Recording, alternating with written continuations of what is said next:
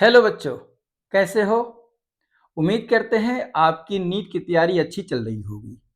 आपकी नीट की प्रिपरेशन में एक छोटी सी भूमिका हम आपको अदा करना चाहते हैं। वो ये कि जो कॉन्सेप्चुअल बेस आपका है, बायोलॉजी में काफ़ी चीज़ कॉन्सेप्ट का चीज़ है।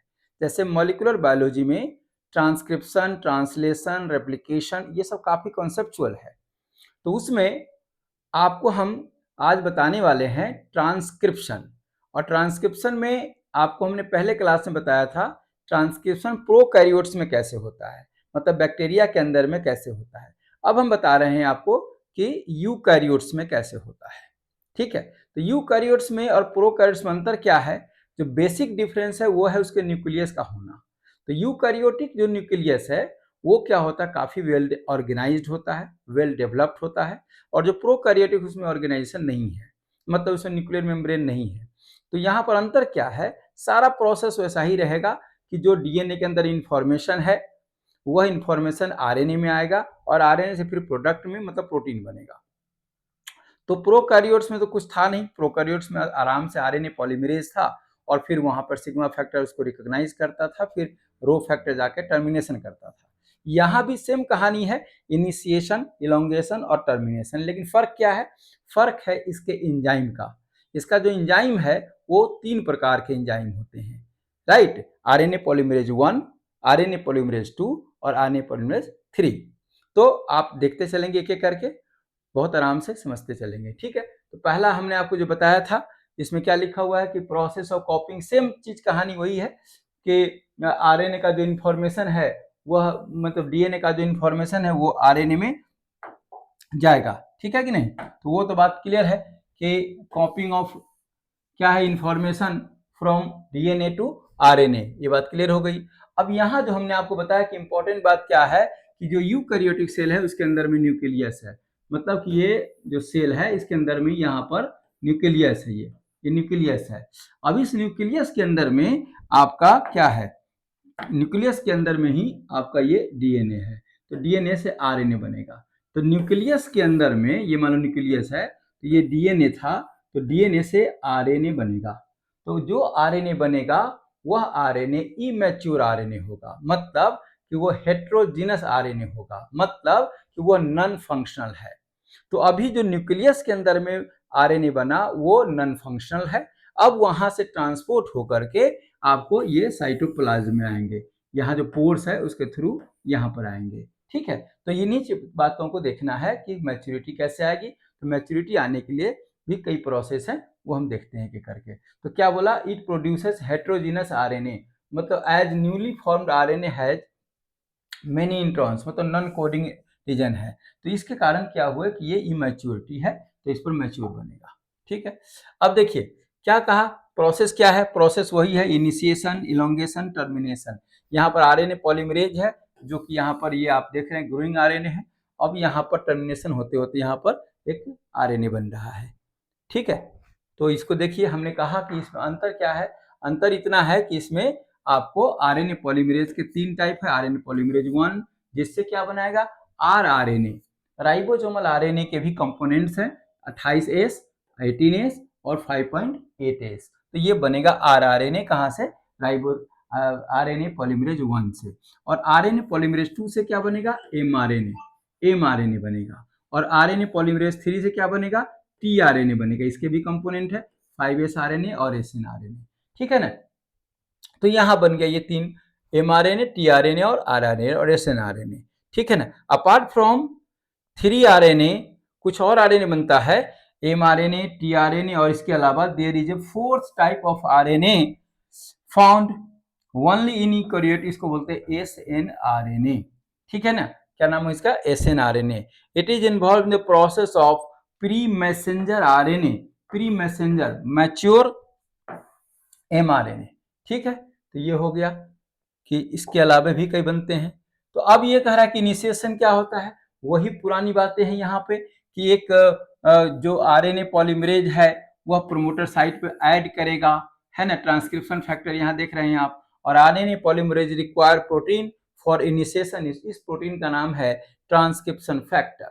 ट्रांसक्रिप्शन फैक्टर है, ये क्या करता है it recognize the promoter site, ये प्रोमोटर साइट को रिकॉग्नाइज करने में, ढूंढने में, पहचानने में हेल्प करता है और इसका क्या नाम है, टाटा बॉक्स। ठीक है, तो यहाँ पर पहचान के यहाँ बैठ गया ये आरएनए पॉलीमरेज। दूसरा में क्या देख रहे हैं आप कि अब इलोंगेशन फैक्टर में क्या है, इलोंगेशन में है कि आरएनए पॉलीमरेज ऐड करता है यूरासिल ओवर थाइमिन, थाइमिन की जगह यहाँ पर यूरासिल ऐड करता जाएगा। Next, nucleotide on coding strand in cytosine, so RNA polymerase picks guanine. अब आपको साइटोसिन के लिए करना है तो यहाँ पर गुआनिन को पिक करेगा।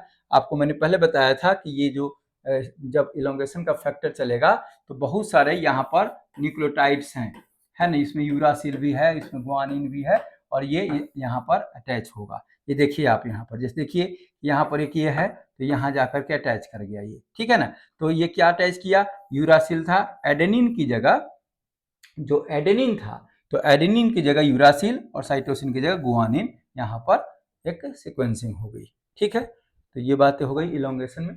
दूसरा क्या हुआ कि third nucleotide is coding stand adenine, adenine है, सो थर्ड बेस क्या होगा, एडेनिन की जगह पर यूरासिल, एडेनिन की जगह क्या बनेगा, यूरासिल, मतलब एडेनिन की जगह थाइमिन बनता है ना यहाँ, तो अगर यहाँ पर थाइमिन है तो यहाँ पर यूरासिल बनेगा, क्योंकि आरएनए में ये थाइमिन की जगह यूरासिल बनता है।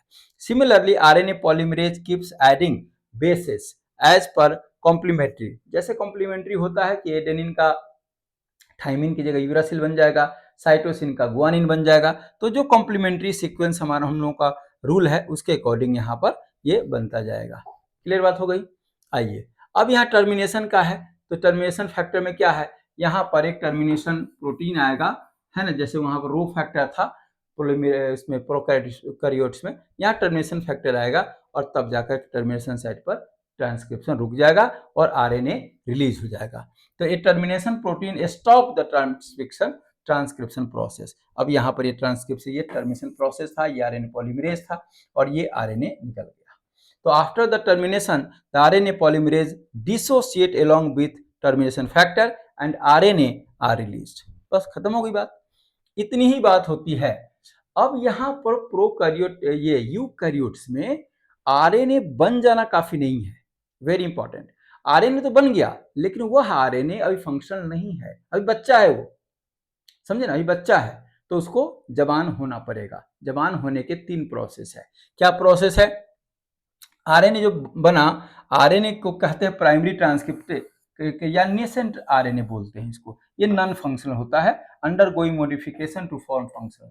अब कह रहे हैं कि फंक्शनल होने के लिए इसमें क्या मॉडिफिकेशन आएंगे, तो कहा मॉडिफिकेशन क्या क्या आएंगे, पहले सुनिए। प्राइमरी, ये तो हो गया, the primary transcription of RNA is called hnRNA, जो बना था आरएनए वो एचएनआरएनए था, इसको बोलते थे heterogeneous nuclear RNA, heterogeneous nuclear RNA बना।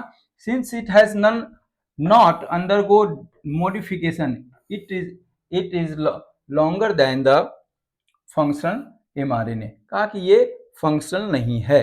तो आगे बढ़ते हैं।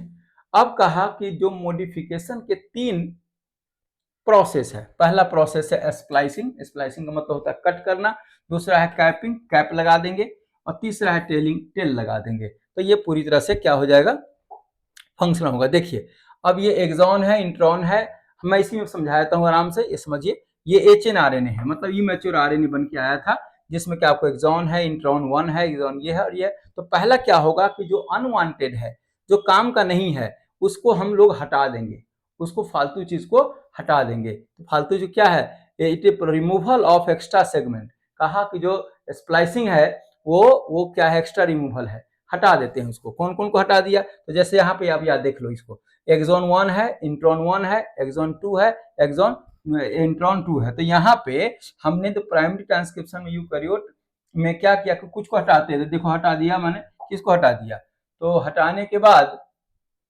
क्या बनता है, सो देखिए। अब यहाँ पे हटा दिया हमने, पहले वाला में देखिएगा एक्सॉन 1, इंट्रॉन 1 और एक्सॉन 2 और ये है, ठीक है ना, ये एचएनआरएनए का है ये। तो splicing involve the removal of intron and joining the exon, मतलब इंट्रॉन को हटा देंगे और एक्सॉन को जोड़ देंगे। तो इंट्रॉन कौन कौन है आपको, इंट्रॉन 1 है यहाँ पर, एक्सॉन 1 है, तो आप देखिए इसको हम हटाना चाह रहे हैं, मतलब इंट्रॉन 1 को हटा देंगे तो एक्सॉन 1, एक्सॉन 2 और ये से जुड़ जाएगा। देखिए कैसे, नेक्स्ट स्लाइड में देखिए आप, यहाँ पे देखो एक्सॉन 1 जुड़ गया, एक्सॉन 2 हो गया। इसी को बोलते हैं स्प्लाइसिंग, मतलब फालतू जो एक्स्ट्रा बन गया, जो सेगमेंट बना था उसको हटा दिया, ठीक है, काट छांट कर दिया, तो ये बन गया। अब पहला चीज हो गया हमारा स्प्लाइसिंग। अब दूसरा देखो, दूसरा है क्या, कैपिंग। अब यहाँ पर हमने कैप पहना दिया इसको, जैसे हम कैप पहने हुए हैं वैसे यहाँ कैप पहना दिया प्रोटेक्शन के लिए, ठीक है ना जी। तो ये कैपिंग हो गया। कैपिंग होने से क्या हुआ, अब यहाँ पर थोड़ा इंपॉर्टेंट बात समझिए, it is addition of unusual nucleotide on 5 end of mRNA, ठीक है। मिथाइलेटेड गुआनोसाइन ट्राइफॉस्फेट, इसको बोलते हैं MGPP, ध्यान रखिए, मिथाइलेटेड गुआनोसाइन ट्राइफॉस्फेट, ठीक है, is an example of unusual nucleotide. This capping mainly provide protection, भाई कैप का काम क्या होता है, प्रोटेक्शन करना, तो इसको सुरक्षा प्रदान करेगा। और टू द mRNA अगेंस्ट, किससे किससे सुरक्षा प्रदान करेगा, तो कहा फॉस्फेटेज एंजाइम कहीं आकर के इसको तोड़ न दे, ठीक है। तो फॉस्फेटेज से सुरक्षा करने के लिए, बचाने के लिए यहां पर कैपिंग कर दिया, ठीक है, अदर न्यूक्लियोटाइड से भी। तो दूसरा, अब यहाँ आइए, अब आपको क्या मिल गया, देखो ये आपने ये दोनों हटा करके बना दिया तो स्प्लाइसिंग हो गई, यहाँ पर ये कैपिंग हो गई।